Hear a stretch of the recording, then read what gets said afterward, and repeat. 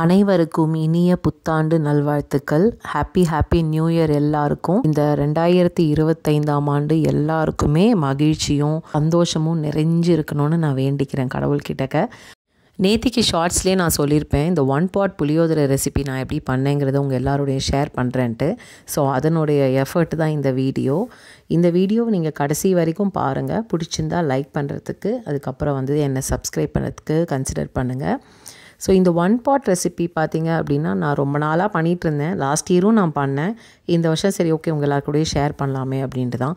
ஒன்றில் ஒரு கடாயில் எல்லாத்தையுமே நம்ம ட்ரை ஃப்ரை பண்ணிக்கணும். அதாவது கொஞ்சோண்டு வெந்தயம், சீரகம், மிளகு, காஞ்ச மிளகா, மல்லி, கடலைப்பருப்பு, கொஞ்சோண்டு நிலக்கடலை, அதுக்கப்புறம் கருவேப்பிலை வேணும்னா நீங்கள் ஆட் பண்ணிக்கலாம். பெருங்காயம் கொஞ்சம், இதெல்லாம் போட்டு நீங்கள் ட்ரை ஃப்ரை பண்ணி மீடியம் ஃப்ளேம்லேயே பண்ணி நீங்கள் ஒரு ஓரமாக எடுத்து வச்சிடணும். அதுக்கப்புறம் அதை நம்ம கோர்ஸாக அரைக்க போகிறோம். நான் இதில் 4-5 காஞ்ச மிளகாயும் ஒரே ஒரு காஷ்மீரி சில்லியும் போட்டிருக்கேன். இதெல்லாம் கோர்ஸாக நம்ம கிரைண்ட் பண்ணி ஒரு ஓரமாக வச்சிடலாம். அதுக்கப்புறம் தான் நம்ம மெயின் விஷயத்துக்கே போகிறோம். நான் வாய்ஸ் ஓவர் கொடுக்கும்போது பின்னாடி நிறைய பட்டாசு சவுண்டு கேட்கும். ஏன்னா வெடிச்சிட்ருக்காங்க சாயந்தரத்துலேருந்து. அதோட வீடியோவும் உங்களுக்கு நான் இந்த வீடியோவோட எண்டில் அட்டாச் பண்ணியிருக்கேன். கண்டிப்பாக என்ஜாய் பண்ணுங்கள். எல்லாருக்கும் ஹாப்பி நியூ இயர் இன்னொரு தடவை சொல்லிக்கிறேன். இந்த ஸ்பைஸ் கிரைண்டர் நான் ஆல்ரெடி ஒரு வீடியோவில் போட்டிருக்கேன். இது என்னோடய ஃபேவரேட் கிச்சன் கேட்ஜெட். இது சார்ஜபிள் தான். இது கார்ட்லெஸ். இது எங்கே வேணாலும் நம்ம எடுத்துகிட்டு போய் நம்ம ட்ரையும் சரி வெட்டும் சரி. நான் இன்றைக்கி காலையில் தக்காளி சாதம் பண்ணும்போது இஞ்சி பூண்டு பேஸ்ட்டும் இதில் தான் அரைச்சேன். இப்போ ட்ரை பவுடராகவும் இதை அரைக்கிறேன். அந்த பவுடர் ரெடி பண்ணதுக்கப்புறமா நம்ம குக்கரில் தான் இதை 1 pot பண்ண போகிறோம். எப்போதுமே இந்த குக்கரை நான் எடுக்கும்போது பார்த்திங்கன்னா அந்த கைப்பிடி கொஞ்சம் லூஸாக இருக்கும். அதுக்காக எல்லார் வீட்லேயும் பார்த்திங்கன்னா இந்த மாதிரி ஒரு மொக்கையான கத்தி இருக்கும். அதை சரி பண்ணுறதுக்குன்னே. ஏன்னா நம்மக்கிட்ட ஹேண்டியாக ஸ்க்ரூ ட்ரைவர் இல்லைனாலும் இந்த மாதிரி விஷயங்கள் எல்லார் கிச்சன்லேயும் இருக்கும்னு நினைக்கிறேன். உங்கள் வீட்டு கிச்சன்லேயும் இருக்காங்கிறது எனக்கு கீழே கமெண்ட்டில் சொல்லுங்கள். இப்போ நீங்கள் எந்த குக்கரில் செய்ய போகிறீங்களோ அந்த குக்கரில் நல்லெண்ணெய், அதில் கடுகு, உளுத்தம்பருப்பு, காஞ்ச மிளகா, கருவேப்பிலை, நான் 2 பச்சை மிளகாயும் போட்டிருக்கேன். அதுக்கப்புறம் நிலக்கடலை அண்ட் கடலைப்பருப்பு இதெல்லாமே நம்ம வறுத்துக்க போகிறோம். அதுக்கப்புறம் பெருங்காயம் இதெல்லாம் போட்டுட்டு நம்ம வதக்கிட்டு இதில் தண்ணி ரொம்ப இம்பார்ட்டன்ட். நான் 1.5 கப்பு ரைஸ்க்கு நான் என்னோடய அளவு எப்போதுமே என்னோடய கப்பு சின்னது, அதனால் நான் அந்த அளவு தான் நான் எடுத்திருக்கேன். நீங்கள் 1 கப்பு ரைஸுக்கு 1 கப்பு புளி தண்ணி, திக்காக கரைசலான புளி தண்ணியும் 1 கப்பு தண்ணியும் விட்டுக்கிட்டிங்கன்னா உங்களுக்கு கரெக்டாக இருக்கும்னு நினைக்கிறேன்.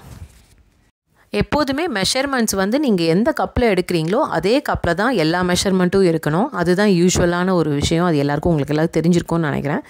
என்னை புதுசாக ஃபாலோ பண்ணுறீங்க அப்படின்னாக்கா அதுதான் மெஷர்மெண்ட். நான் அதையும் சொல்லிக்கிறேன். ஸோ இந்த கப்பில் தான் நான் அளந்தேன். ஸோ இந்த கப்பில் 1 கப்பு புளி தண்ணியும் 1 கப்பு நார்மல் தண்ணி எடுத்திருக்கேன் ஈக்குவல் அமௌண்ட்டில். அதை அப்படியே நான் விட்டுக்கிறேன். அதுக்கப்புறம் நல்லா கிளறிட்டு அரிசியை நான் 1 கப்பு ரைஸை நான் நார்மல் ரைஸ் தான் எடுத்திருக்கேன். சோனா மசூரி தான் எடுத்திருக்கேன். அதை நான் ½ an hour ஊற வச்சுருந்தேன் ஆக்சுவலி. ஸோ ஊற வச்ச ரைஸ் கொஞ்சம் யூஸ்வலாக ஈஸியாக குக் ஆகிடும் அப்படிங்கிறதுனால அதை ஊறினோடனே அதை நம்ம நல்லா தண்ணியை வடிச்சிட்டு அந்த ரைஸை போட்டுட்டு அதுக்கப்புறம் நம்ம இப்போ அரைச்சி வச்சுருக்கிற பொடி இல்லையா, அதோட நான் கொஞ்சோண்டு சில்லி பவுடரும் போட்டேன். உங்களுக்கு சில்லி பவுடர் வேண்டான்னா நீங்கள் ஸ்கிப் பண்ணிக்கலாம். நான் கோவிலுக்கு கொடுக்கறதுனால கொஞ்சம் காரசாரமாக இருக்கட்டும் அப்படிங்கிறதுனால நான் கொடுத்தேன். பட் யூஸ்வலாக சொல்லுவாங்க கோவிலுக்கோ இல்லை பிரசாதத்துக்கோ செய்யும்போது டேஸ்ட் பார்க்கக்கூடாது அப்படின்ட்டு. பட் எனக்கு ரொம்ப பயமாக இருந்தது. ஐயோ நம்ம உப்பு எப்படி இருக்க போதோ தெரியலையே அப்படின்ட்டுலாம் கொஞ்சம் பயமாக தான் இருந்தேன். பட் ஆனால் எனக்கு நான் டேஸ்ட்டே பண்ணலைங்க உண்மையிலேயே. ஆனால் ஆக்சுவலாக அது ஏன் அப்படி சொல்கிறாங்கன்னு தெரில. டேஸ்ட் பண்ணி கொடுத்தா தானே அது கொஞ்சம் பெட்டராக இருக்கும் அப்படின்னு தான் நான் நினைக்கிறேன். நீங்கள் என்ன நினைக்கிறீங்கன்னு கமெண்ட்டில் சொல்லுங்கள் எனக்கு. ஸோ இது நல்லா இன்னும் கொஞ்சம் உப்பு வேணுங்கிற மாதிரி நான் ஃபீல் பண்ணேன். ஏன்னா அந்த புளி தண்ணியை நான் டேஸ்ட் பண்ணேன். மிச்சம் இருக்கிறவங்கள புளி தண்ணி அது எக்ஸ்ட்ரா இருக்கிறது நான் டேஸ்ட் பண்ணும்போது ரொம்ப புளிப்பாக இருந்தது. சரி ஓகே இன்னும் கொஞ்சம் உப்பு தேவையாக இருக்கும் போல் அப்படின்னு சொல்லிட்டு சும்மா கண்ணளவு கையளவு தான் நான் போட்டேன். நீங்கள் ஒருவேளை நீங்கள் நார்மலாக வீட்டில் லஞ்ச் பாக்ஸ்க்கு பண்ணுறீங்க அப்படின்னா நீங்கள் டேஸ்ட் பார்த்துட்டு உப்பு உங்கள் அட்ஜஸ்ட்மெண்ட்டுக்கு ஏற்ற மாதிரி பண்ணிக்கலாம். புளி சாதம் யூஸ்வலாக ஒரு நாளைக்கு முன்னாடி அந்த பேஸ்ட் மாதிரி பண்ணி அதுக்கப்புறம் சாதத்தில் போட்டு மிக்ஸ் பண்ணுறது ட்ரெடிஷ்னல் மெத்தட் தான்.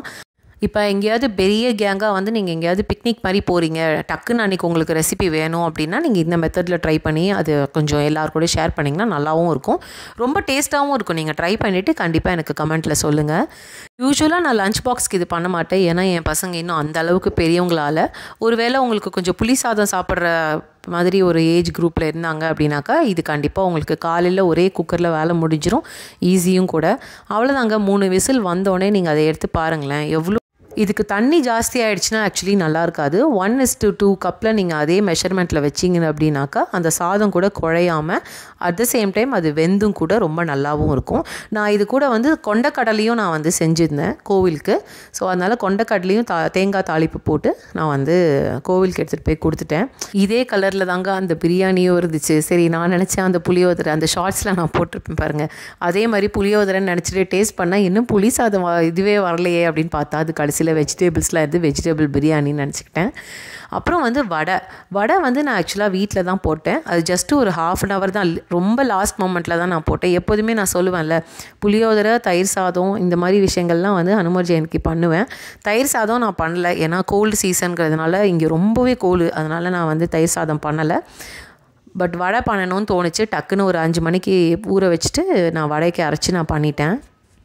நிறைய பேருக்கு அந்த வடை தட்டுறது வந்து நடுவில் அந்த ஹோல் வந்து வராது.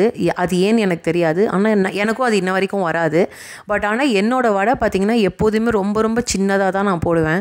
அது ஏன்னே தெரியாது. எனக்கு பெரிய வடையே எனக்கு போட தெரியாது. சின்னதாக தான் நான் போடுவேன்.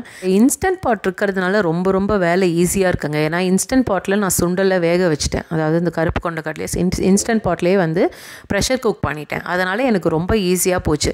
நான் நிறைய விஷயம் இந்த மாதிரி கோவிலுக்கோ இல்லை ஒரு நாளைக்கு வந்து பண்ணுறேன் அப்படின்னா நான் வந்து யூஸ்வலாக இன்ஸ்டன்ட் பாட்டில் நிறையவே ஹெல்ப் எடுத்துப்பேன். பாருங்கள், என் வடை பாருங்கள் எவ்வளோ குட்டி குட்டியாக இருக்குது பாருங்கள். இவ்வளோ தாங்க எனக்கு தெரியும். இதில் என்ன பெரிய டிஸ்அட்வான்டேஜ்னால் வடை நிறைய போட்டுக்கிட்டே இருக்கிற மாதிரியும் இருக்கும். போட போட அது காலி ஆகிடும். ஏன்னா பசங்களுக்கு குட்டி குட்டியாக தானே இருக்கும். அது ஒரு வாயிலே அவங்க சாப்பிட்ருவாங்க. வடை வந்து ஆக்சுவலி நான் கோவிலுக்கு கொடுக்கல, வெறும் வீட்டில் மட்டும்தான் நான் பண்ணேன். யூஸ்வலாக ஒரு ஸ்வீட் பண்ணணும், ஆனால் எனக்கு அதுக்கு டைம் இல்லை. அதனால் நான் மூவி போயிட்டு வந்ததுனால எனக்கு டைம் இல்லை அன்றைக்கி. அதனால் நான் ஸ்வீட் எதுவும் பெருசாக பண்ணலை. ஜஸ்ட்டு ஃப்ரூட்ஸ் மட்டும் வச்சு சாமிக்கு படைச்சிட்டேன், அவ்வளோதான் அப்படின்ட்டு. அதுக்கப்புறம் நாங்கள் கடகடன்னு கோவிலுக்கு கிளம்பிட்டோம். எப்போதுமே வெளியில் கோவிலுக்கு போகும்போது, எஸ்பெஷலி கோவிலுக்கு போகும்போது இங்கே வந்து கொஞ்சம் நிறையவே லேட்டாக பண்ணுவாங்க. அதாவது அவங்க அபிஷேகமே வந்து பார்த்திங்கனாக்கா ஒரு 7 மணிக்கு தான் ஆரம்பிப்பாங்க. அப்புறம் ஒரு 8:30 மணி 9 மணி வரைக்கும் சில சமயம் வந்து போயிட்டுருக்கும். ஸோ அதனால் எப்போதுமே என் பசங்களுக்கு இந்த மாதிரி நம்ம லேட்டாக வெளியில் போகிறோம் அப்படின்னா டின்னர் முதலே கொடுத்துட்டு தான் கூட்டிகிட்டு போவேன். அது வேறு எதுவாக வேணா இருக்கலாம், ஒரு சாதமாக இருக்கலாம், ஒரு ரசம் சாதமாக இருக்கலாம், ஏதோ ஒன்று. ஆனால் ஏதோ ஒன்று கொடுத்துட்டு தான் நான் கூட்டிகிட்டு போவேன். புளியோதரையும் ரெடி ஆகிடுச்சு, சுண்டலும் ரெடி ஆகிடுச்சு. கோவிலுக்கு எடுத்துகிட்டு போய் நல்லபடியாக நாங்கள் தரிசனம் பண்ணிவிட்டு வீட்டுக்கு வந்துட்டோம். இது வந்து நெக்ஸ்ட்டு வந்து மறுநாள்னால் நான் சொல்கிறது வந்து 31st of December. அதாவது எங்களுக்கு இன்றைக்கி தான் இந்த வீடியோ நான் எடுக்கிறேன். பேண்ட்ரியில் வந்து ரொம்ப கச்சன்னு இருந்தது. நான் எப்போதுமே பேண்ட்ரி ஆர்கனைஸ் பண்ணும்போது 2 பாக்ஸ் வச்சுருப்பேன், இந்த மாதிரி ஸ்டோரேஜ் பாக்ஸு. அது எதுக்குன்னா, ஒரு ஸ்டோரேஜ் பாக்ஸில் வந்து ஓப்பன் பண்ணாத அந்த க்ராசரிஸ் இருக்கும்ல, இப்போ நம்மளுக்கு இன்னும் கொட்டாத ஒரு க்ராசரிஸ், டப்பாவில் கொட்டாத க்ராசரிஸ் இருக்கும். அதை வந்து டிரான்ஸ்பரண்ட்டாக இந்த மாதிரி ஒரு பாக்ஸில் வச்சுருவேன். ஏன்னா அப்போ தான் தெரியும் அப்படிங்கிறதுனால, ஈஸியாகவும் இருக்கும் நம்மளுக்கு எடுக்கிறதுக்கு அப்படிங்கிறதுனால. இன்னொரு அந்த க்ரீன் கலர் பாக்ஸில் பார்த்தீங்கன்னாக்கா ஓப்பன் பண்ணி இப்போ பாதி டப்பாவில் கொட்டிட்டு மிச்சம் எக்ஸ்ட்ரா இருக்கும் இல்லையா, அந்த மாதிரி விஷயங்களை வந்து நான் இங்கே கிளிப் போட்டு இதில் வச்சுருவேன். ஃபஸ்ட்டு நான் இந்த க்ரீன் டப்பாவை தான் பார்ப்பேன். ஏதாச்சும் காலி ஆயிடுச்சுன்னா அதுக்கப்புறம் தான் நான் வந்து இந்த பாக்ஸில் இருக்கான்னு பார்ப்பேன். அதுக்கப்புறம் 2மே இல்லைனா தான் நான் வந்து இந்தியன் ஸ்டோரில் போய் வாங்குவேன். இதுதான் நான் ஃபாலோ பண்ணுற மெத்தடு. கொஞ்சம் கச்சான்னு இருந்தது அந்த பேண்ட்ரி. ஏன்னா ரொம்பவே வந்து கச்சா முச்சான்னு ஸ்நாக்ஸு அது இதுன்னு எடுத்துகிட்டு எல்லாம் கலைச்சாச்சு. அதனால் சரி அதையும் க்ளீன் பண்ணிவிட்டு சிம்பிளாக தான் இன்றைக்கி பண்ணியிருந்தேன். இது வந்து தக்காளி பிரியாணி பண்ணியிருந்தேன் நான். தக்காளி சாதம் மாதிரி இல்லை, பட் தக்காளி பிரியாணி மாதிரி பண்ணியிருந்தேன். அவ்வளோதாங்க. நாங்கள் அதெல்லாம் சாப்பிட்டு முடிச்சுட்டு ஒரு தூக்கத்தை போட்டுட்டு நைட்டு டின்னரும் வந்து வெளியில் வேடிக்கையெல்லாம் பார்த்துட்டு திருப்பி வந்து டின்னர் சாப்பிட்டோம். பசங்களுக்கு பீஸா வாங்கிட்டு வந்தோம். அதுக்கப்புறம் நாங்கள் வந்து வெடி வைக்க போயிட்டோம். ஏன் வெடி வைக்கிறோம்னா, நாங்கள் வந்து தீபாவளி அன்றைக்கே வைக்க வேண்டியது. தீபாவளி அன்னைக்கு கோவிட் வந்ததுனால எந்த வெடியும் வைக்கலை. சரி ஓகே, அதை இந்த நியூ இயர்க்காவது வெடிச்சிருவோம் அப்படின்ட்டு தான் நாங்கள் வந்து வெடிச்சிட்டோம்.